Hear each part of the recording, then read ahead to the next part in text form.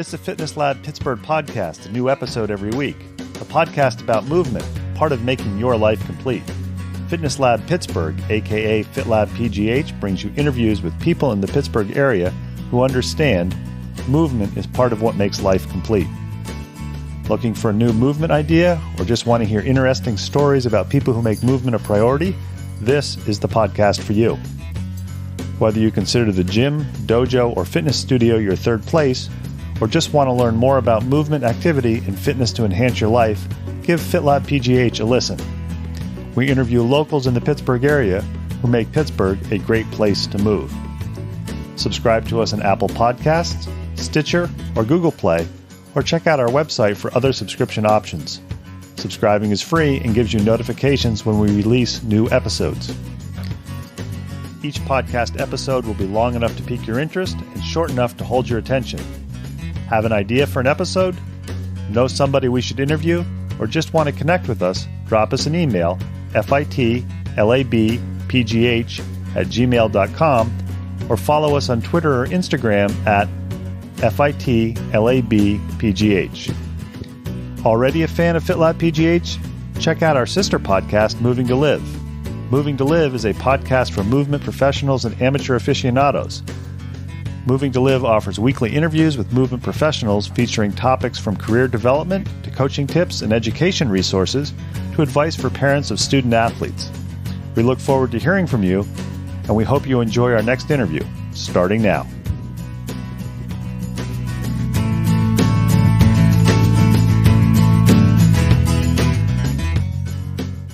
No tunnels were crossed and no bridges were gone through to do the interview with today's guest, Gretchen, aka Girl Friday. We talk about food and how someone gets from wanting to feed good food to her family to a business that spreads across the Pittsburgh area. Don't forget, if you like what you hear on FitLab PGH, please leave us some feedback on whatever podcast app you listen to.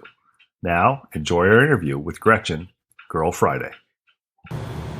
FitLab PGH back with another podcast interview. As you know, we cross bridges, we go through tunnels to bring you stories about people, businesses, activities, events in the Pittsburgh area that meet our ethos. Movement is a lifestyle, not just an activity.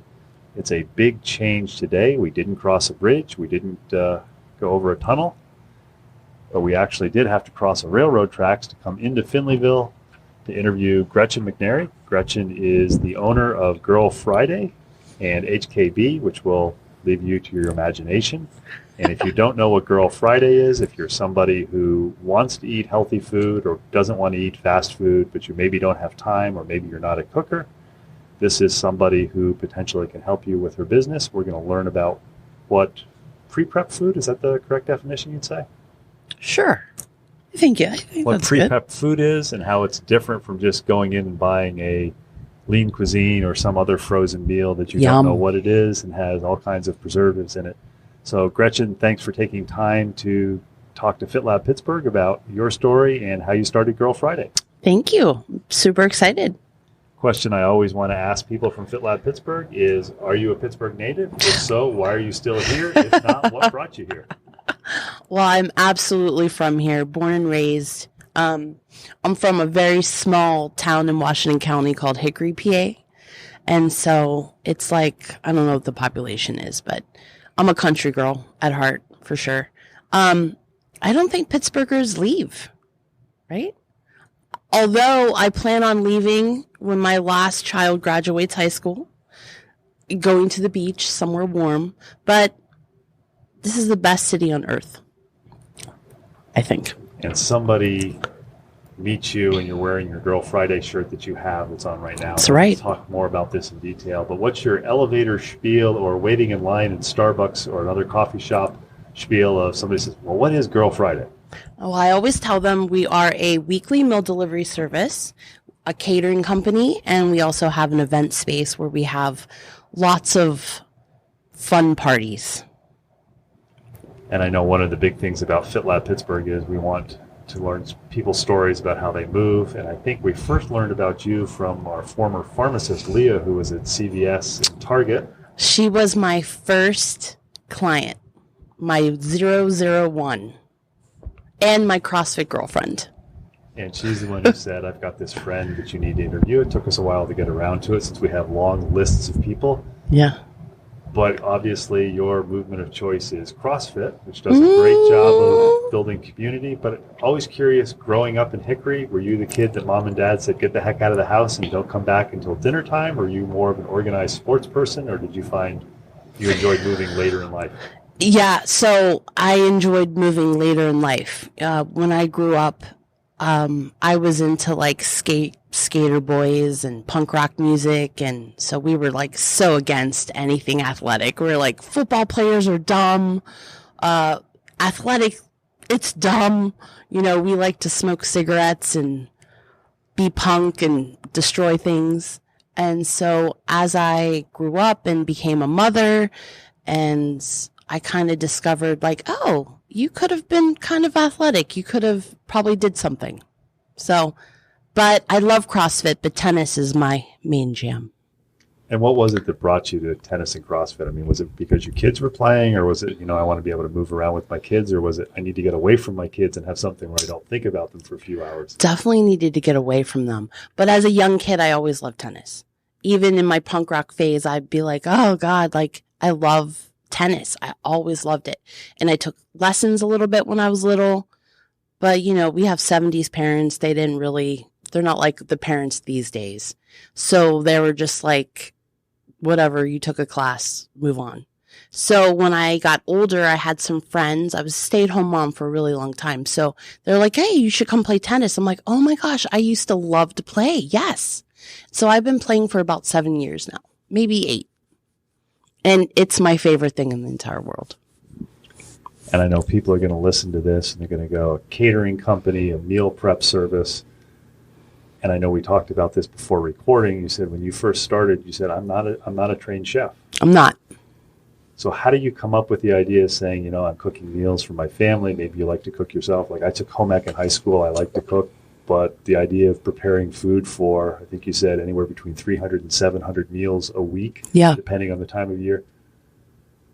What brought that up? Or how did you come up with the idea? It's like, I think I'm going to start a company and make food for people and sell it. Well, the start of Girl Friday was interesting because I never wanted this. I never anticipated any of this. I just was a stay-at-home mom. I needed something for myself.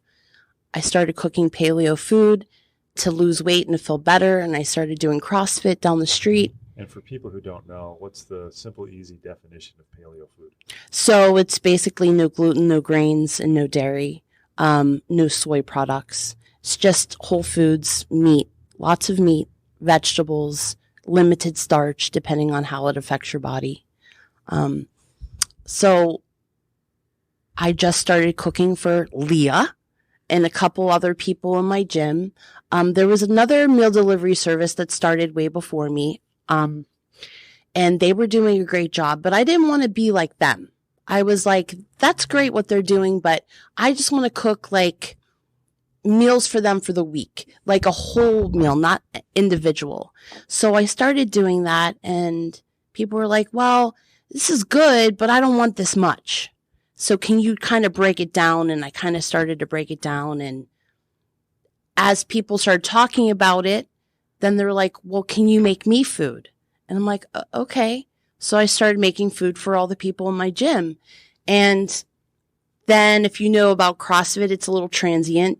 People leave, they go to other places. And then another gym was like, hey, I want to try some of that food. I'm like, okay. So then I found myself cooking a lot, and then I had to bring somebody in to help me. And then as we were talking about before, I was doing it out of my house. And someone was like, listen, you're going to get in trouble. Like, you need to either stop or you need to get legit. And I'm like, oh, well, I guess I could get legit. I mean, I'll just rent a little kitchen. No big deal. And my husband found this place. The rent was pretty decently cheap. It came with, as you see, a ton of space, a lot of square footage, over 3,000. But the rent was cheap. So I was like, well, I'll just use the kitchen for the meal delivery service. And so then we just kept growing and growing. And someone's like, you should cater. I'm like, nah, I don't want to do that. Like, that's crazy. But then I started catering a little bit, and I thought, okay, I could do this because, you're growing. I'm here already. Well, you should have parties. You should do events. I'm like, no, I don't want to do events. This is just personal. This is going to be a personal space. And then all of a sudden people are like, hey, can I have a party there? Can I have a party there? And then now we have parties. So, not that I'm not thankful for it, but I just wanted to have a little meal delivery service, just something to take away my time for a couple days. Now it's 7 days a week. And I know we talked a little bit before we started recording that for many people in the Pittsburgh area, eating healthily or limiting portion sizes is a little bit unusual. I'm curious, what was your family's initial response when you started serving them foods like this? Or was this something that you cooked for your family? This was the way you cooked all along, and people came over for dinner and said, man, this is really good. Make it for me. Yeah. I started cooking that way before I even started this because I wanted to lose weight. Having 3 kids, I was a mess. So they were pretty with it. They're little, so some of it was a little foreign to them, but I always tried to make it really simple for them. And it was simple for me. It was always a grilled meat, a salad, and some kind of veggie. And they just got accustomed to it. Now, do they eat it all the time? No. Because they're kids. Kids eat like assholes sometimes. It's the truth. I know when I was in high school, I was a big fan of a lunch bag full of French fries that you could get for $2 at the local bar and grill. And we actually were prohibited after a while of bringing food on the bus to away games because my buddy and I used to like to buy a dozen donuts each and eat the dozen donuts before a soccer game, which at that time we thought that's healthy food, or we're going to burn this off. Apparently the coach didn't think so, and in hindsight, I think he probably was right. But did you adapt healthy eating later in life? I would say my biggest problem or my biggest benefit, depending how you look at it, was my sophomore year in college. I took a nutrition class and started looking at nutrition labels, and all of a sudden I was like, holy cow, this is really bad or this is really good. Yeah. So it makes you, I think the most important thing about eating well is just being aware of what you put in your mouth. That's it. My son is 18 years old. So all this time I've always been, when I was a stay-at-home mom, I was super picky about what they put in their mouths. I read all the labels. They weren't allowed to have this. They weren't allowed to have that because I was obsessed with them because that was my job. My kids and my husband was my only job. So I obsessed. And I was super picky about everything that they ate, and they fought me tooth and nail for years upon years. And my son, just a couple months ago, he's growing up. He's 18. He was like, Mom, you did such a good job with us. I never realized what you said and what you prepared was good and it wasn't bad. And you're right. What we put in our bodies affects us. I'm like, yeah. He's like, you did good. And that was everything. For him to recognize that was pretty awesome. And you have a couple other kids, so now you're waiting for them to get a little older and tell you the same thing. Yeah, I don't know if it's going to happen, but we're hoping. Maybe you could put the ringtone on your phone of your son saying that every time the phone goes off. You're right. I'm always curious about people who start with businesses that are small and then they start to scale up. And I know there's a big difference between cooking for 3, 4, 5, 6 people and cooking for, say, 15 people. And then you start to scale it up to, as you said, 300 to maybe 700 plus the catering. When you first started out, first you're cooking for your family, and then friends of yours or workout buddies at the CrossFit said, hey, can you do this for me? How did you go about adapting the recipes? Because I know I've tried your food a couple times, and I like it. But you can tell the scale of the food. It's one thing to make 6 chicken breasts. It's another thing to make 250 chicken breasts. So how did you learn how to scale? And if you have any funny or interesting stories of errors you made along the way, I think the listeners would enjoy that, because you think when you get a prepared food, oh, wow, they know exactly what's going on. They never make an error. Whereas if you've ever been in a restaurant kitchen, oh, yeah, there's a lot of errors made. Yeah, there's a lot of. So for us, the way we operate, we prep on a Monday, we cook everything on a Tuesday, and everything gets delivered on a Tuesday. There were several Tuesday nights, especially when I was working out of my house, where I would cry and cry. And certain people in the neighborhood or friends would come and help me. It was a mess. I didn't know what I was doing because, again, I'm not a trained chef. Here I am. I got this growing business. So there's a lot of times where I would make food and run out because I didn't know what I was doing. And I would cry. I'd tell my husband, I can't do this anymore. Like, this is too much stress. I'm like screwing it up. And he was awesome. He'd be like, babe, you're fine. Just what do you need to do? And so the neighborhood, they would go out to Giant Eagle or wherever they needed to go at like 10 o'clock at night on a Tuesday and get all this food. And you know, if you shop at Giant Eagle, you're pretty much screwed because you're definitely not making any money if you're going there. So I would stay up till 2 or 3 o'clock in the morning making the food that, you know, I needed to send out Wednesday morning. Lots of crying. Lots of frustration. But then I got smart and I had a really great girl with me, Kelly, and she helped me a lot along the way. She was like my right hand for like a really long time. And so she helped get me organized, and then we would, you know, have the recipes and say, okay, one order of this recipe feeds 3 Girl Friday people. And then we just kept keeping a log. So now, like, we still screw up sometimes, not often, but now we like everything's documented. So we know exactly what we're doing. But no, not at first. And I would suspect now you have contacts where you can get your food or your ingredients a little bit cheaper than running out at 10 o'clock at night to yes, the local we don't store. do any of that. But I still find myself going to Giant Eagle sometimes because when you're managing a weekly meal delivery service, a catering company, an event space, 3 children, a husband, like, you're going to forget some shit. So, yeah, I mean, I still kind of go to Giant Eagle if I have to. It's right there. And some of the chia pudding recipes without that cinnamon just would not taste the same. Oh, that's right. Got to have the cinnamon stick where you grind it, you know? It's important. I'm also curious, you start preparing for other people who value activity, because chances are if you're cooking for people who are active, the majority of them are going to say, hey, make me something that's really, really high in animal fats and put a whole lot of sugar in it and a whole bunch of white flour and anything else that you could put in, maybe some sprinkles and jelly beans in the cupcakes. They're not going to say that. They're looking for ideas. They may say, you know, I've heard about, you know, eating gluten-free, or I've heard about, you know, I like gluten, but I've heard about maybe moderating my sugar intake.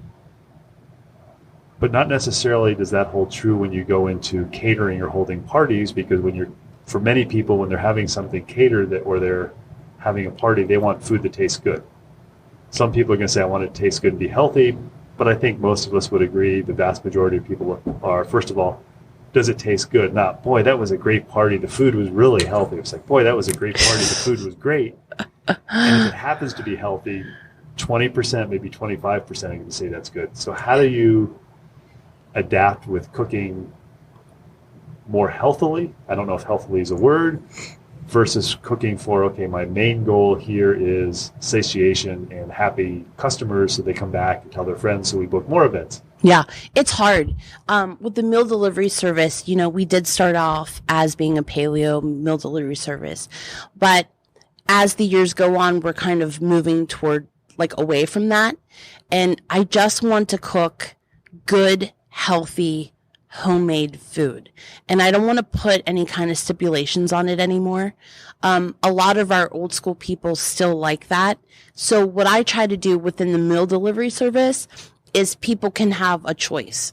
It makes things really hard in the kitchen when we have all these special requests that we do, but I just believe that people should have what they want. So if we're making a Caesar salad and they don't do dairy and they don't want the cheese, they have that option. I always give the option of no cilantro because cilantro is the worst. And, oh, you don't like cilantro either? Right? It sucks. I'm sorry. It makes me so mad. I hate it. When we have to do it, I'm like, okay, I'm going to step out of the kitchen for like 10 minutes. Here's your cilantro. And that's the advantage of being the owner. That's right. You can delegate. That's right. because I hate it. But anyway, it is hard. You just have to keep things separate, and it's challenging, but we manage. And we incorporate some of the catering stuff into the weekly stuff.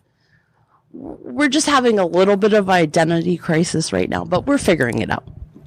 And I know there's probably two groups of people you come across. One group of people that say, that's a great idea. I never have time to cook, and I don't like to go out to eat, or I don't like to run into my favorite grocery store or least favorite grocery store and go down the frozen food aisle and say, oh, maybe I'll get frozen pizza, maybe I'll get frozen linguine. And another group is going to go, well, how does this meal delivery service work? I don't understand that. So maybe for people who are in the latter group, you could explain your Girl Friday, somebody's hearing this podcast and they're going, yeah, that sounds kind of cool. I'd like to try it. How does it work? So and this is really hard for people, and I don't know how to make it easier. It just is what it is. All of our menus are a week ahead. So a new menu will come out on a Friday morning, and it stays open until the following Thursday. Menu closes, and then the next Friday a new one comes out. So like right now we're doing the interview on the Saturday? 2nd of August? 3rd? 3rd of August. My apologies. So there is a menu that's open that will close on this coming Thursday. And then people who ordered then would get their food when? The following Tuesday. So 5 days after it closes. Yes. Yep. So you have to be a little bit prepared. And I think it's hard for people to get it started, but once they get into that routine, and we make it so easy. And I say that, and I forget to order, and I own it. So one of the jobs of one of my girls, which she's not doing a super great job of lately, to make sure the boss has food. If you don't see my order, you make sure that you tell me and let me get my order in. Or like my girl Kelly, she would just put in an order for me. And I always had food. Because I own it and I still forget. I send out text messages to our people. And you can sign up for the text messages from your website, which we'll have linked in the show notes. Right. And you just text 39187, and you text girl, and it lets you know when the new menu is out, and it lets you know when the menu is about to close. So we're not super annoying about it. And I believe, if I remember correctly, the text also has a link. So if you're on your smartphone, you can click on the link. Yes, that's right. We make it easy. I always try to say something funny, but I usually don't, because I'm like just trying to get it done, but it's effective. It's funny. Like we'll have maybe 250 orders. Then that text goes out and we jump from 250 to who knows, because everyone forgets. So somebody gets the text message. They've signed up for the text messages. They get the text message. They click on it. It takes them to the web page. How do they go about ordering? I mean, I know some of this will be more intuitive when they're looking at the web page, but there are some people who are going, I don't understand how this works at all. It's pretty self-explanatory. My girl Maggie at Way Out Design, she is really good at making things simple. So you just go in and you just click how many things you want. It takes you to another page. You put in your information, where you want to pick up, how you want to pay, send it, and you're done. And I know you have the option that somebody can order an entree with sides, and there are different entrees each week. Mm-hmm. I think there's also, for some of the entrees, there's family style, which are more servings. Yeah. And then the menu, even though there are some recipes that are repeated over and over again, I assume the ones that sell well, typically it's not the exact same menu every week. Is that correct? No, it changes every week. And it depends on the workload that I have, because I am managing a lot of things. So sometimes Friday morning I get up at 5:30 in the morning to get, the menu done. Sometimes I have time to let's put this together and put this on the menu. And then there's other weeks where I'm just like, oh my gosh, I have to be in the kitchen at 8:30. I have a whole database, Maggie is so good about that. And I can just input things here and there and be like, okay, I always think, what do I want to eat next week? What's going to make me happy? And that's what goes on the menu. And I know people have is there a minimum order for people? Nope. You can order one thing. You can order 1,000 things. And the website has information also, if I remember correctly, from looking last week, of where you can pick the food up. There are a variety of places, all the way to way up in Mount Lebanon. So far. So all the way down in Washington. I'm sorry, it's Washington. No, Little Washington. Yeah, that's it. Little Washington. I know one of the other things listeners might be interested in learning about is you start out with a relatively small clientele. It grows and grows and grows. Mm-hmm. How do you come up with a new recipe? Because it's one thing if somebody who's a trained chef, part of their training is, okay, you've got these 6 ingredients, make something, and they do that. For people who necessarily aren't trained chefs, or they're starting from a more family style, it's kind of like, well, I'm not exactly sure, so we're ordering pizza tonight. So how do you come up with new recipe ideas? Well, before I did the Girl Friday thing, I love to cook. So I would cook out of certain books that I had, certain chefs that I really loved, and I would cook a lot of their stuff, follow their recipes. And then as you do it for years, you kind of adapt. You get a knowledge, you're like, oh, I like this recipe that I've used a long time ago, but I'm going to do this to it and do that to it. And you just kind of adapt it to your own. Or sometimes you just come up with stuff. It's hard to come up with stuff sometimes when you're catering and you're doing meal delivery, because you have to be kind of exact on everything you do because you're not cooking at home. You have to think like that pepper that I'm using, an ounce of pepper or a tablespoon of pepper is 38 cents. So you have to be you have to be a little exact. And that's hard. Yeah, tons of spreadsheets. And you have to know, like, okay, how much is this per ounce? How much is a teaspoon? How much is this? If you just are going loosey-goosey all over the place, that really adds up. So I learned from a very experienced chef is that you have to be exact as much as you can from a money standpoint. And then the other side of Girl Friday is the catering. So yes. Somebody who's not familiar with catering, you go to people's houses with food already prepared? You go into their house and prepare the food there? No, we prepare everything here. Sometimes we'll get a call to make like a breakfast. Like one time we did, it was the morning of somebody's wedding. It was actually a good friend of mine, Beth. And we went over and we cooked like this big delicious breakfast for them. And they had this nice kitchen, so it was fine. Generally, we cook everything here. And we either deliver it or they come and they pick it up.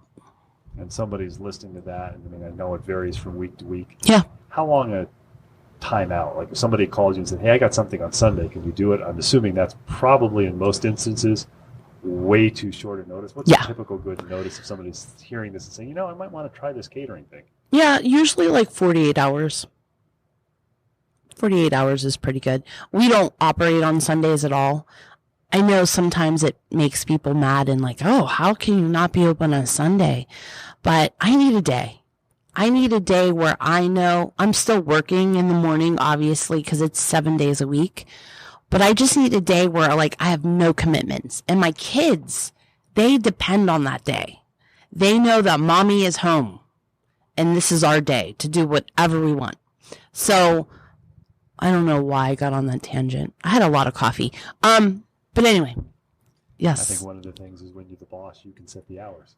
That's right. And I want to be with my family, and so does the people that work for me. They want to be with their families too. And I just think Sundays are not for working. It's great people do.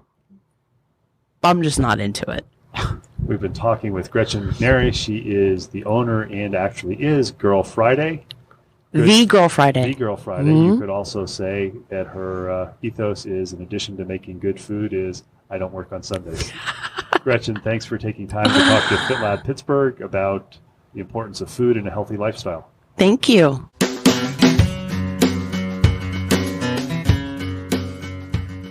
Thanks for listening to the latest episode of FitLab PGH, brought to you by Moving to Live. Intro and exit music is Marathon Man by Jason Shaw. Check out the show notes for contact info for our latest guests, links to other information mentioned in the episode, and links to our sister podcast, Moving to Live. Moving to Live is a podcast about movement and exercise for professionals and amateur aficionados. Moving to Live offers topics from career development to coaching tips and education resources to advice for parents of student athletes. You can subscribe to us on Apple Podcasts, Stitcher, or Google Play, or check out our website for other subscription options. Your free subscription gets you notified when we release a new episode. Questions, comments, suggestions? Email us at fitlabpgh@gmail.com or follow us on Twitter and Instagram at fitlabpgh and like us on Facebook. If you enjoy our podcasts, please tell your friends about us and consider leaving us a review on Apple Podcasts. Make FitLab PGH a go-to place to learn more about movement in the Pittsburgh area. Until next time, keep on moving.